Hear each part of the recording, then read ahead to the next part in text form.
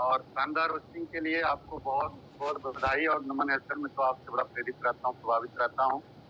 वो एक साथ आज जिस पोर्टल से इस मॉर्निंग सेशन में जितने हमारे सीनियर सहयोगी जुड़े हुए हैं और जितने मेरी लाइफ लाइन के लोग जुड़े हुए हैं और जितने नए मेहमान के रूप में साथी जुड़े हैं, सबका एक साथ स्वागत, बंधन और अभिवादन है। नाम मनोज सिंह है और यूपी के जौनपुर जिले के एक छोटे से गांव गजेंद्रपुर से बिलोंग करता हूं। बिल्कुल शुद्ध किसान परिवार से हूं। पढ़ाई लिखाई करने का खूब अवसर मिला। ईश्वर की कृपा रही, माता पिता का आशीर्वाद रहा, मैं उनको नमन करता हूं।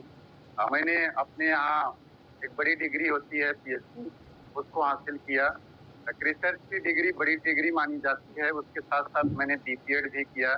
स्पोर्ट डिप्लोमा होता है और उसके साथ साथ मैंने एनसीसी की सर्टिफिकेट होल्ड किया। और सबका एक ही मकसद था कि मैं गवर्नमेंट एम्प्लॉय बनूं। लेकिन मुझे इन सारी डिग्रियों को लेने के बाद भी गवर्नमेंट एम्प्लॉय बनने में मैं असमर्थ रहा। उसका एक ही रीजन था कि मुझ में कमी थी, डिग्री में कमी नहीं थी, मेरे प्रयास में कमी थी और मैं इससे वंचित रहा। और फिर जब मैं गवर्नमेंट एम्प्लॉय नहीं बना तो जीवन जीने के लिए ट्यूशन, कोचिंग, ये सारे ऑप्शन मेरे लिए थे। और दूसरा ये था कि जैसा सभी लोग प्रयास करते हैं गवर्नमेंट जॉब न मिलने के बाद प्राइवेट जॉब में प्रयास करते हैं, तो मैंने भी प्रयास किया। लेकिन मेरा दुर्भाग्य था, प्राइवेट जॉब तो मुझे मिला, नर्सरी से लेकर डिग्री कॉलेज तक मेरे लिए अध्यापन कार्य यानी टीचिंग करने के दरवाजे तब भी खुले थे, आज भी खुले हैं। मैंने प्रयास किया। लास्ट में मुझे एक डिग्री कॉलेज में 5,000 रुपए महीने पे रखा गया और वो भी मेरे एक रिलेटिव का विद्यालय था, मेरे एक मित्र के रिलेटिव का विद्यालय था। और वो इसलिए मुझे 5,000 पे रखा गया क्योंकि मैं उनके रिलेटिव का मित्र था, एक एहसान के तौर पे। और बाकी लोगों को वो बताए कि यहाँ 4,000-4,500 से ही लोग पढ़ा रहे हैं, आप मेरे मित्र, मेरे रिश्तेदार के मित्र हो, इसलिए आपको 5,000। तो मेरे समझ में नहीं आ रहा था कि ये 5,000 रुपए में मेरा क्या हो सकता है, कैसे चल सकता है। क्योंकि अपनी पढ़ाई के दौर में माताजी पिताजी से मुझे 5,000 से ज्यादा तो खर्चे मिलते थे पढ़ाई के। जब मैं बाहर कभी प्रयागराज, कभी बनारस रह के पढ़ा, लखनऊ रह के पढ़ा, तो इस समय इस दौर में मिले। तो मैं वहाँ टिक नहीं पाया। रीजन एक ही था मेरा कि जितना मिल रहा था उतने में चल नहीं रहा था और जितने में चलता वहाँ मिल नहीं रहा था। फिर मैं धन्यवाद दूंगा कि इस सिस्टम में, जैसा कि ज्यादातर मैंने देखा है कि लोग हाथ से नहीं है लाए जाते हैं और अपने किसी न किसी करीबी के द्वारा लाए जाते हैं। तो मेरे एक बहुत करीबी हैं आदरणीय रोहित सिंह जी, जिनके द्वारा ये सिस्टम मुझे देखने और सुनने को मिला। मैं उनके द्वारा इस सिस्टम में लाया गया, कुछ प्रोडक्ट मेरे घर दिए गए और फिर उसका रिस्पॉन्स जो था उसको पूछने के लिए दोबारा आए। तो फिर घर वाले बताए कि नहीं ठीक ठाक है, प्रोडक्ट तो अच्छे हैं। तो फिर ये हुआ कि इसका काम किया जाए। तो हमने कहा देखिए ये काम तो करना ठीक ठाक नहीं लगता मुझे, क्योंकि मेरा ये मानना था कि इस काम को वही व्यक्ति करता है जो किसी काम के लायक नहीं। क्योंकि ये जोड़ने जुड़ाने का काम, घर घर जाने का काम, लोगों के पीछे पड़ने का काम, हल्दी धनिया मिर्चा बताने का काम, मेरे हिसाब से ये बड़ा काम नहीं था। और इसके पीछे एक ही कारण था कि मैं पढ़ा लिखा थोड़ा सा ज्यादा था और मेरा एक ईगो था कि मैं तो गवर्नमेंट एम्प्लॉय बनूंगा और इस तरह से मेरी लाइफ स्टाइल होगी। जबकि वो चीज नहीं हो पाया। मुझे विश्वास भी हो गया था कि अब गवर्नमेंट एम्प्लॉय बनना मेरे लिए अब मुश्किल ही नहीं बल्कि असंभव सा लगने लगा था। फिर भी मेरा एक जो ईगो था, ईगो एक बदगुमान था, वो मुझे रोकता था। तो मैं फिर उस चीज को नहीं चाहता था।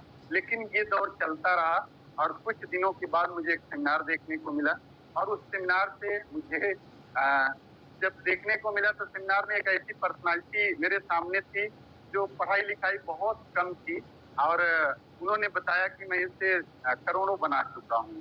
तो मुझे लगा कि अगर ये पढ़ाई लिखाई इतनी कम होने के बाद करोड़ों बना चुका है तो मैं तो पीएचडी किया हूँ, कितना भी खराब करूंगा तो इससे अच्छे करूंगा और लाख रुपए भी मिलने लगे तो मेरी कहानी तो बन जाएगी। क्योंकि जब मैं गवर्नमेंट एम्प्लॉय नहीं बना तो एक डिग्री कॉलेज में जब गया प्राइवेट में, तो मैं एक ही सोच लेके गया था, सपना तो नहीं कह सकता कि अगर ये 10,000 रुपए भी देगा तो मैं यही टिका रहूंगा जिंदगी भर। 5,000 अपने खर्चे होंगे, 5,000 घर परिवार के होंगे, कहानी चल जाएगी।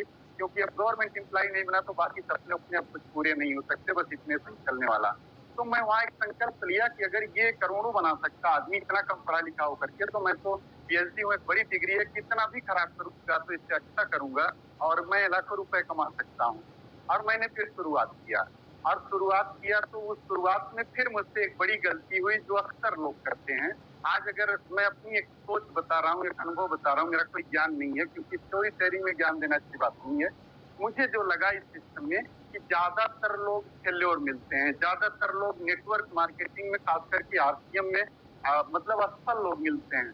उसका एक ही रीजन मुझे लगा कि जब मैंने शुरुआत किया करने की, तो मैंने क्या किया, जब मैं ये मान के काम करता था कि मैं तो पीएचडी हूँ, मैं पढ़ा लिखा हूँ, हल्दी धनिया मिर्चा बताना है, जूते चप्पल कपड़े बताना है, लोगों की दुकान बदलवाना है, तो ये हल्दी धनिया मिर्चा साबुन तेल जूते चप्पल कपड़े तो वो लोग बेच और बता रहे हैं जो बिल्कुल पढ़े लिखे नहीं है। तो मैं पढ़ा लिखा हूँ, तो इसको बताने के लिए मुझे ज्यादा सीखने समझने और कहीं आने जाने की क्या जरूरत है। जिस टाइम में मैं सेमिनार में जाऊंगा उसका टाइम जाएगा, पैसे जाएंगे, एक्सपेंसेज में खर्च होंगे।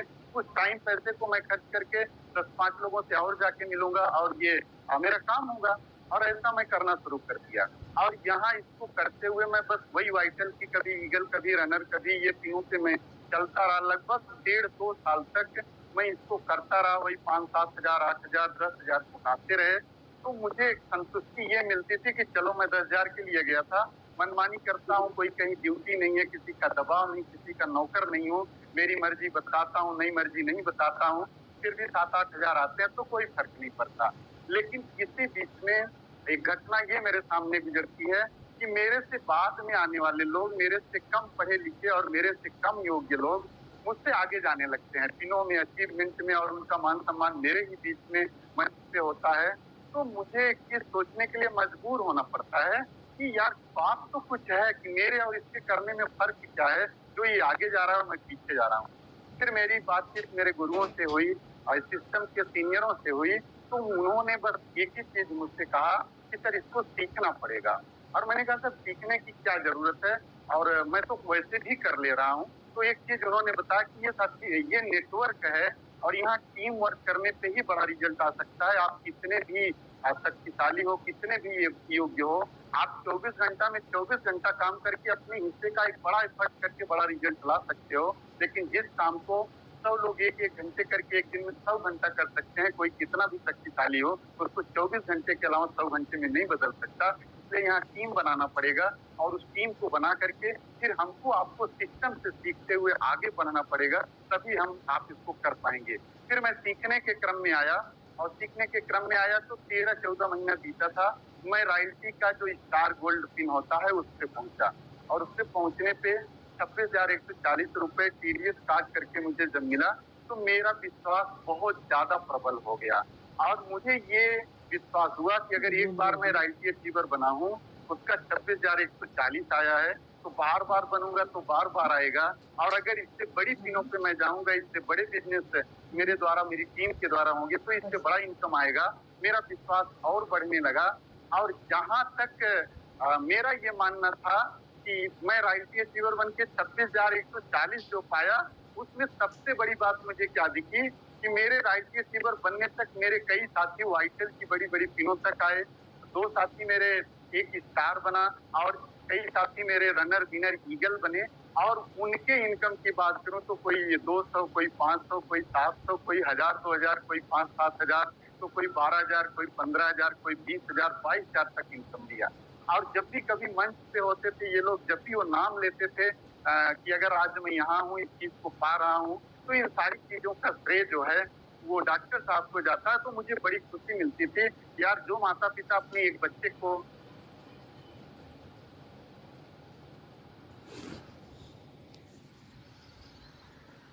सर ये कुछ स्क्रीन से आ रहा है, अगर मेरी आवाज जा रही है कंटिन्यू करें, आप कंटिन्यू करें, हो जाएगा। हाँ ओके सर, थैंक यू।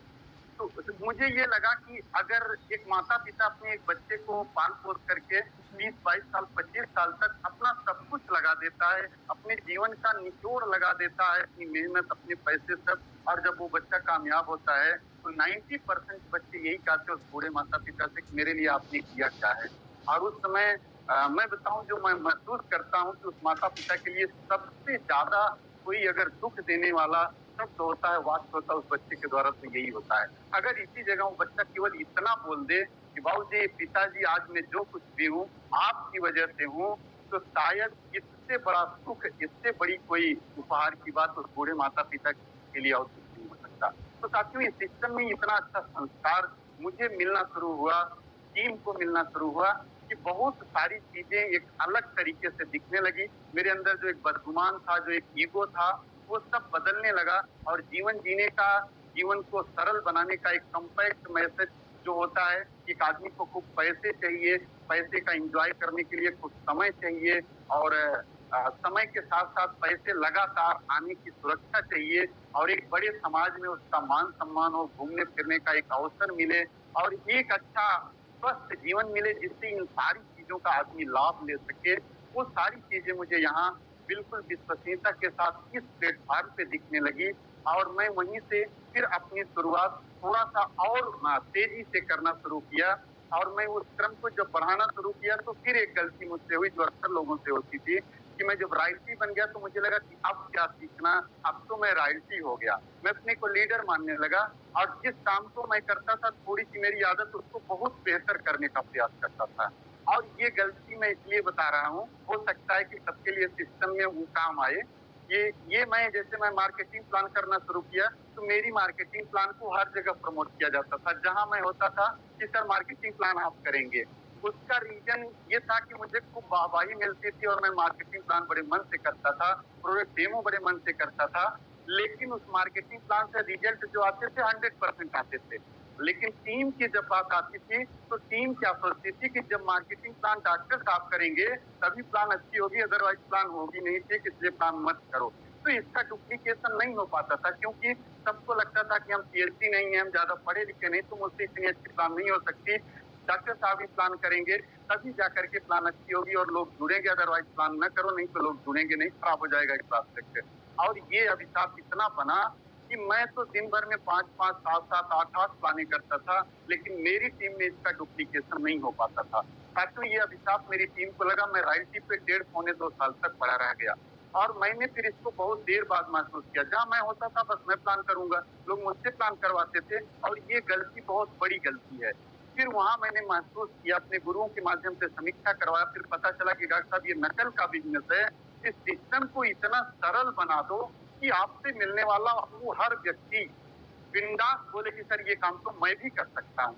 वो चाहे पढ़ा लिखा हो, चाहे अनपढ़ हो, चाहे योग्य हो, चाहे अयोग्य हो। और फिर मैंने साथियों प्लान को सरल ही करना नहीं सीखा, बल्कि अपने लोगों को प्लान करने का, हर चीज़ करने का अवसर देना शुरू किया और मेरा कार्बन वहाँ से फिर बढ़ना शुरू हुआ और अभी जनवरी, फरवरी, मार्च 3 महीने लगातार अपने सीनियर अपलाइन के सहयोग से, अपनी लाइफ लाइन के अथक प्रयास से और अपने माता-पिता के आशीर्वाद से मैंने टेक्निकल क्लब को क्वालीफाई किया और आज मुझे बताते हुए गर्व हो रहा है कि आज इस पोर्टल पे अगर नेशनल पोर्टल पे पूरे हिंदुस्तान के आप जैसी देवियों और सज्जनों के बीच में, विज़नरी लोगों के बीच में मुझे बात करने का अवसर मिल रहा है, मुझे लोग सुन रहे हैं, तो इसका सबसे बड़ा श्रेय जो जाता है, वो इस सिस्टम के आप जैसे मेरे सीनियर अपलाइनों को जाता है, जिसकी वजह से मैं सबका आभार ज्ञापित करता हूँ, नमन करता हूँ और उससे ज़्यादा श्रेय मेरी लाइफ लाइन को जाता है, जिन्होंने मुझे यहाँ तक पहुँचाने में अपना अथक परिश्रम किया।